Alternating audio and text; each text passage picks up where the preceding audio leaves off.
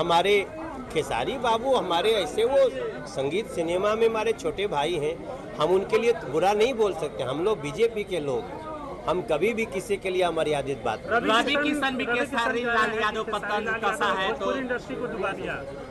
हम एनडीए वाले, हमारा संस्कार है। हाँ हम बिहारी हैं जी, थोड़े संस्कारी हैं जी।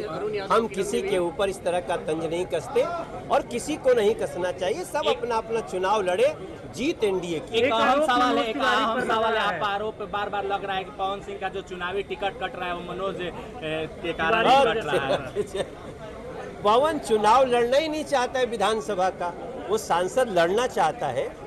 उनको टिकट हम ही ने दिलवाया था आसनसोल से, और पवन को भी पता है। बाद में उनका मन नहीं हुआ वहां लड़ने का, आगे उनको सही जगह से लड़ाया जाए। क्या लगता है कि इस बार एनडीए कितना सीट बिहार जीतेगा? मुझे लगता है कि हम 200 की डिमांड कर रहे हैं, लेकिन मुझे लगता है कि अभी तक जो दिख रहा है 175 प्लस पे है एनडीए। और मोदी जी, नीतीश जी, चिराग भाई, उपेंद्र कुशवाहा, मांझी जी के साथ आज मनोज तिवारी, अन्नपूर्णा यादव, जनक राम सब मिल करके इसको और भी आगे बढ़ा सकते हैं।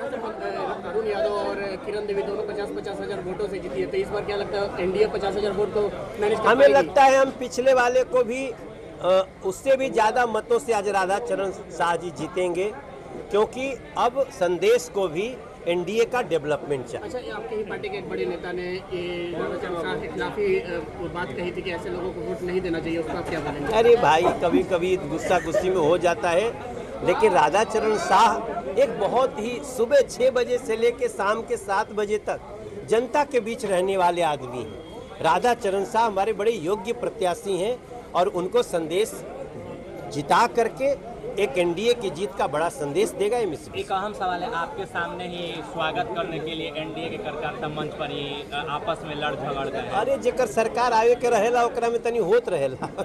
ये सब छोटी मोटी बात होती है, हम सबका सम्मान करते हैं।